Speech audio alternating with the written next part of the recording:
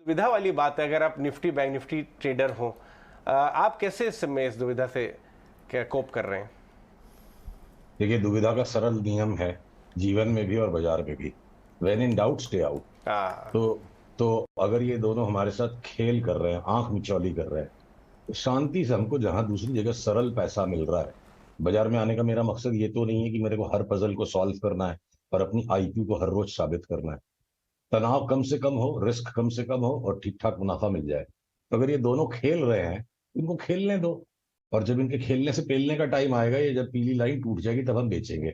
और अगर इस बीच में और भी बढ़ गए तो परवाह नहीं है। जो बी ग्रुप के स्टॉक 20% 30% बढ़ जाते हैं। अभी 4 दिन पहले टाटा मोटर्स डीवीआर का कॉल निकाला, आपके साथ बात नहीं कर पाए थे, पर ट्विटर पे पोस्ट कर दिया। एक दिन में 10% बढ़ गया। अगर लगता है अगले 10-15 दिन में वो 30% बढ़ सकता है, या एमआरपीएल पे वो कॉल आ रही है, या मान लीजिए, तो उन पे हम आएंगे बाद में। तो निफ्टी बैंक निफ्टी ऐसा है कि जितनी भी आंख मिचौली है ना, ये सारे लक्षण अक्सर होते हैं जब एकदम बाजार का अंतिम चरण आता है, चाहे तेजी में या मंदी में। तो पार्टिसिपेशन लार्ज कैप्स के अंदर में इतनी नैरो डाउन होती जा रही है कि एक दो स्टॉक मिला के, पिछले सप्ताह हम आपसे जब बात करके गए थे तो यहाँ पे थे। और 5 दिन के अंदर में देखने को बैंक निफ्टी 1.5% बढ़ गया है, पर ये एक ही दिन में बस गैप अप हुआ और उस गैप अप के बाद 4 दिन से वहीं फ्लोट कर रहे हैं। तो ये अच्छे लक्षण नहीं है।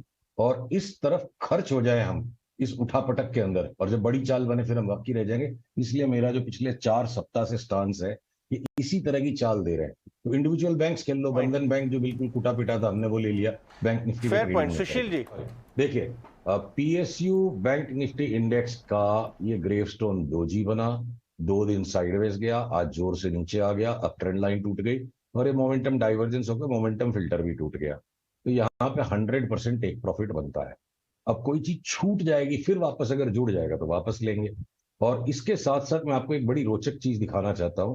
ये रेशियो चार्ट है, PSU bank Nifty versus normal bank Nifty, जो हम 2021 से लेके पूरा 22 तक लगातार ये कंटिन्यूअस आउट परफॉर्म करेंगे। एंड टोटली अनफैशनेबल नहीं, रिडिकुलस था ये थॉट कि आईओबी यूओबी आपको अंशंट पैसा दे देंगे, फेडरल बैंक और ये bank of Baroda can bank अंशंट पैसा दे देंगे। I think that one cycle is now getting over. ये सीरियस आउट परफॉर्मेंस का साइकिल ओवर। और अगर यहां से 15% का अंडर परफॉर्मेंस पीएसयू बैंक्स में आ जाए तो कोई आश्चर्य नहीं होगा। और साथ में अगर बैंक निफ्टी ने 10-12% का करेक्शन दे दिया, जिसकी जिसकी वार हम काफी देर से कर रहे हैं, फिर 25-30% तक का करेक्शन ये सारे अब छोटे वाले बैंक्स में भी आने की तैयारी हो गई। एक बार टेक प्रॉफिट बनता है। इसी के साथ एक बहुत इंपॉर्टेंट पॉइंट लॉन्ग टर्म के लिए है। इस रेशियो चार्ट में आप देखिए, 10 साल से लगातार PSU banks index versus normal bank Nifty लगातार डिक्लाइन पे था, और एक लॉन्ग टर्म बॉटम यहां बनकर इसका ब्रेकआउट हुआ है। और ये फर्स्ट चरण सिर्फ अभी आया है। तो मैं ये नहीं कह रहा कि ये वापस 10 साल के डिक्लाइन में जाएंगे। I am rather betting on idea.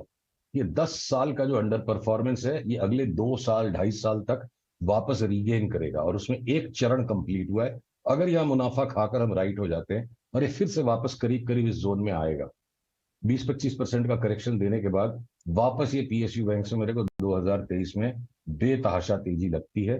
पर उस तेजी को खाने के लिए अगर अभी मुनाफा खा लिया तो नीचे में हम वापस लेने लायक हो जाएंगे।